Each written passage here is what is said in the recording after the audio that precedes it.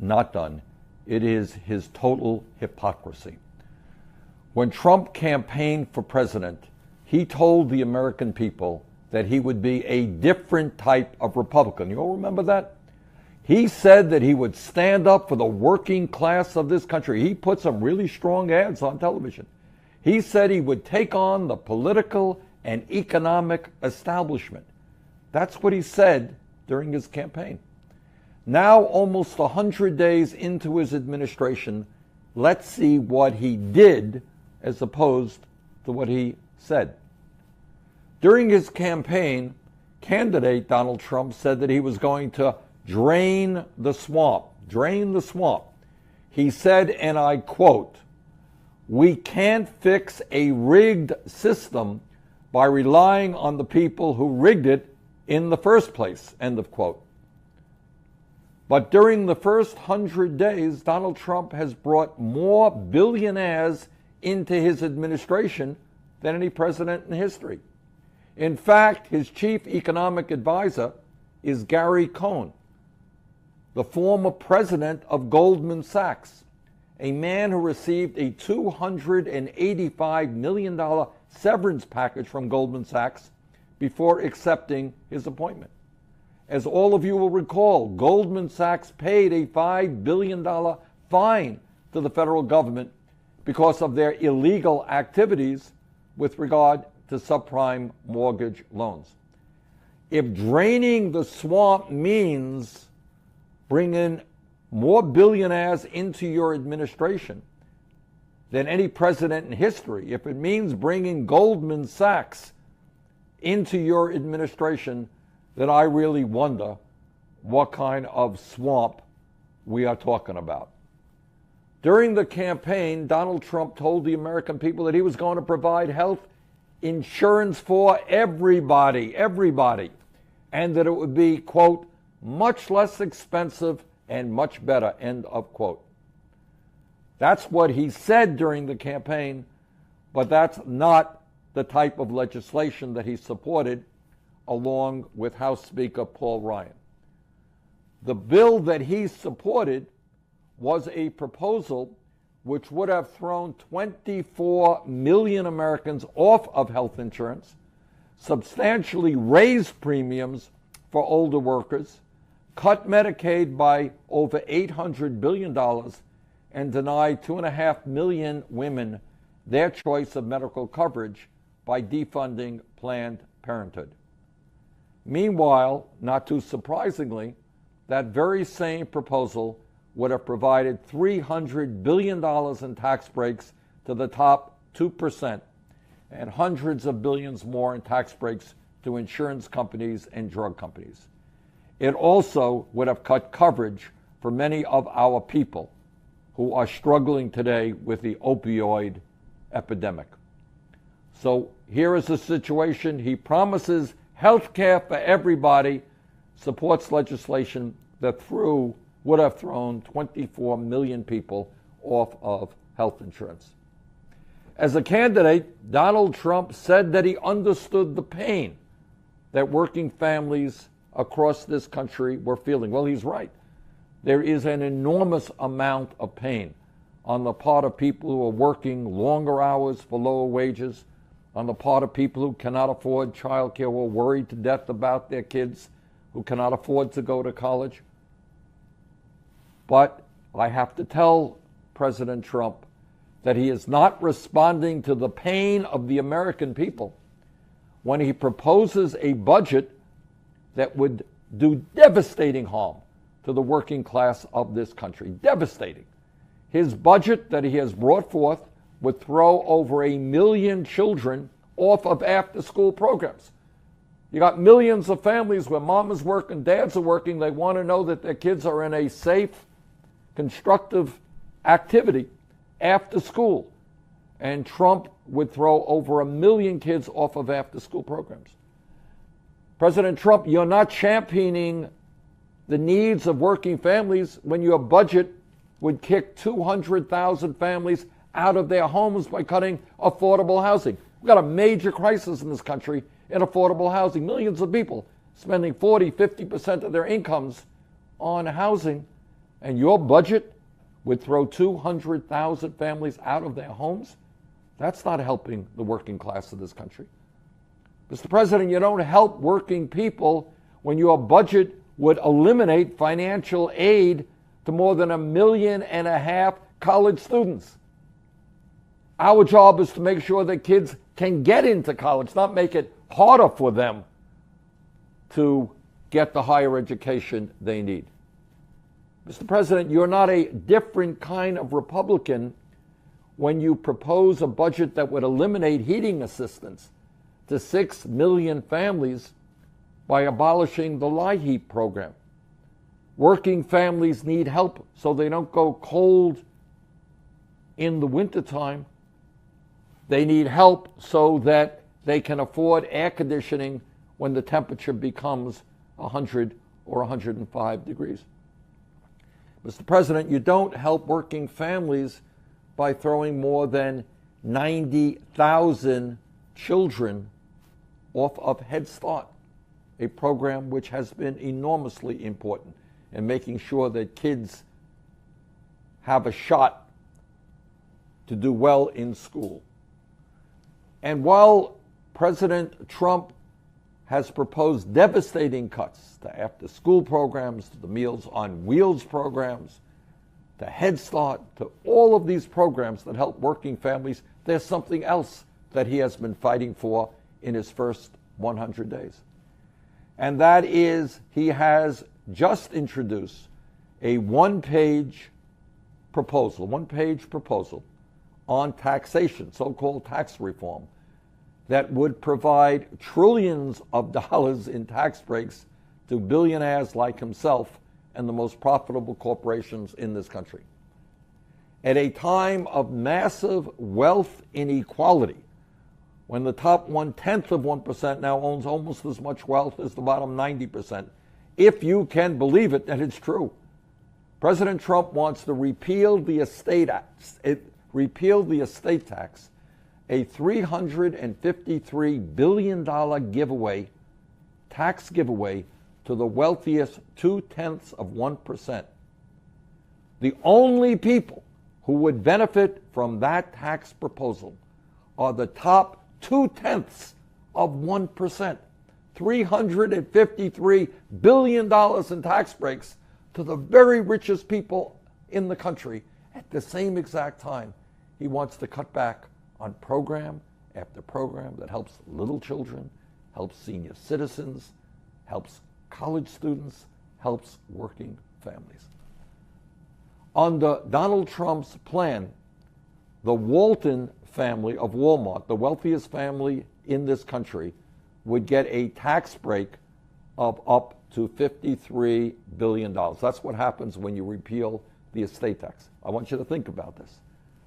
The wealthiest family in this country would get a tax break of up to $53 billion. The Koch brothers, the second wealthiest family in this country, a family that is spending hundreds of millions of dollars to try to buy elections for candidates who will protect the interest of the wealthy and the powerful. The Koch brothers family would get a tax break of up to $34 billion.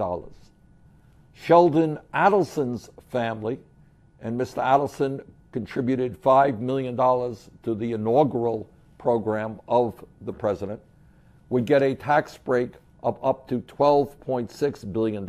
Oh, and by the way, just in passing, Donald Trump's own family would get a tax break of up to $4 billion. So here you have in one proposal, and when we talk about a rigged economy, my friends, this is what we are talking about. In one proposal, there are tax breaks that go to the top 0.2% exclusively. 99.8% of Americans would not get a nickel in tax breaks by the repeal of the estate tax. Furthermore, as part of Trump's tax proposals, tax plans for the future, and remember again, this is a guy who said, hey, I'm a different type of Republican. I'm going to stand with the working families of America. I'm going to take on the establishment. But at a time when 1 out of 5 large profitable corporations pays no federal income taxes at all, President Trump wants to provide a $600 billion tax holiday to companies that are stashing their cash in the Cayman Islands and other offshore tax havens. So I say to President Trump, no, we will not give even more tax breaks to millionaires and multi-billion-dollar corporations while children in America are going hungry and while veterans are sleeping out on the street. This is not a proposal that works for working families. This is a proposal exclusively for billionaires. During the campaign, as I think many of you will recall, Donald Trump promised that he would not cut Social Security, Medicare, or Medicaid.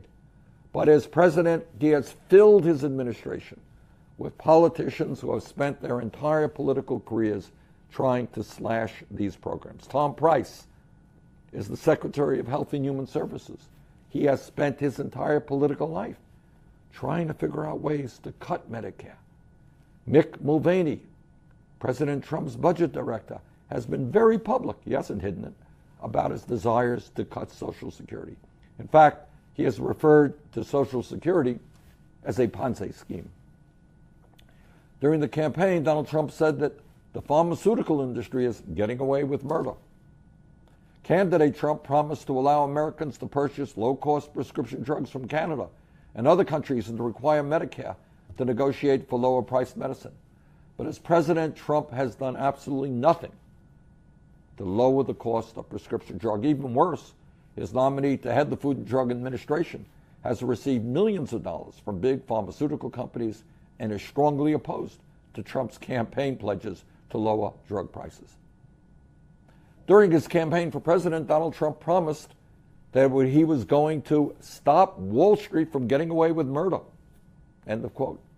He inserted language into the Republican Party platform to reinstate the Glass-Steagall Act to prevent Wall Street banks from gambling with the bank deposits of the American people.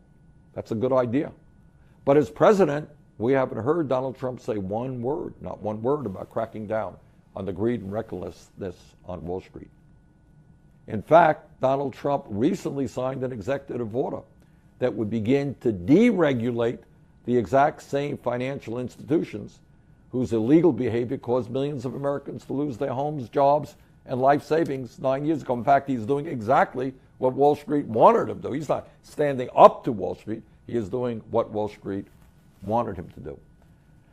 Candidate Donald Trump promised that he would fight for policies that would buy American and hire American. We all remember that. But his own businesses still manufacture ties in China, clothing in Mexico, furniture in Turkey, picture frames in India, and shirts in Bangladesh, where workers are paid just 30 cents an hour.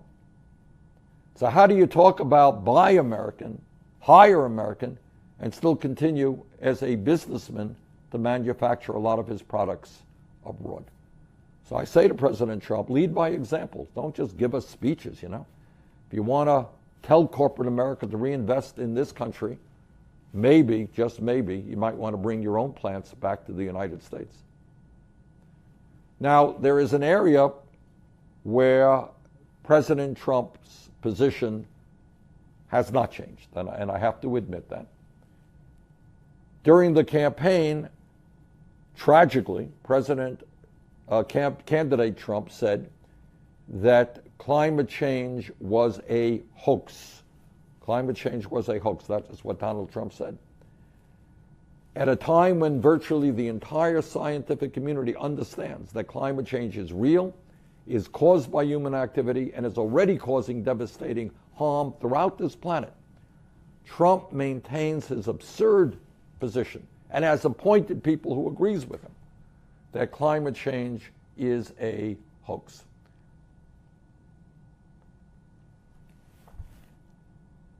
Further, what President Trump is also doing in a way that is unprecedented in modern American history is trying to divide us up by race, by religion, by national origin, by our gender, and by our sexual orientation.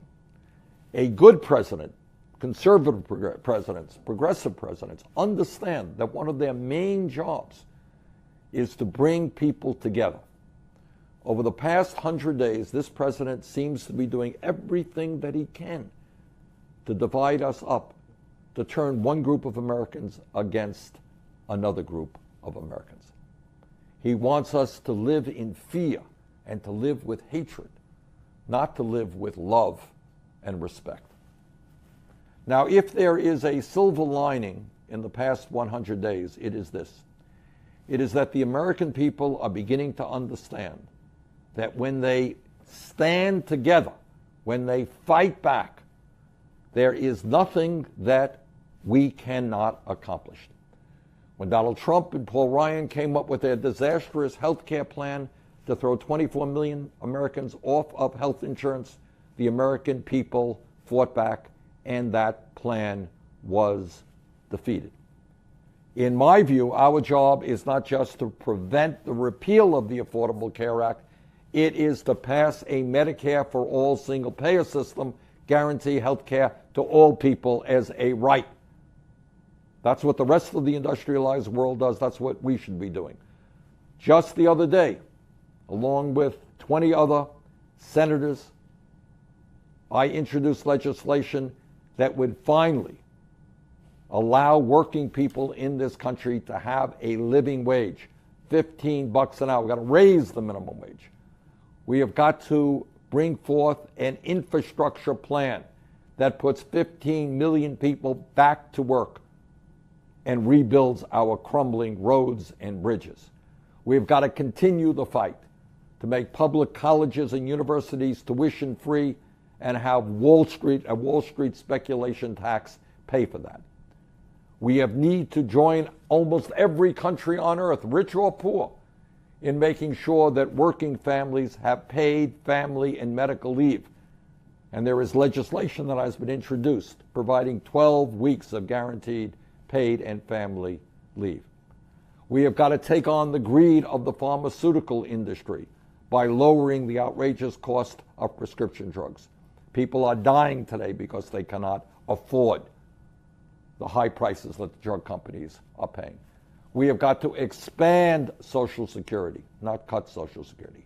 We need comprehensive immigration reform to provide a path towards citizenship, not scapegoating the undocumented. We need real criminal justice reform by ending the mass incarceration of African Americans, Latinos, and Native Americans. We've got to invest in our young people, not in jails and incarcerations. We've got to make sure that the wealthy and the large corporations not only do not get huge tax breaks, but that they begin to pay their fair share of taxes. There is an enormous amount of work to be done, and I have just touched on some of the issues. So let us stand together. Let us go forward. Let us demand a government that represents all of us and not just the 1%.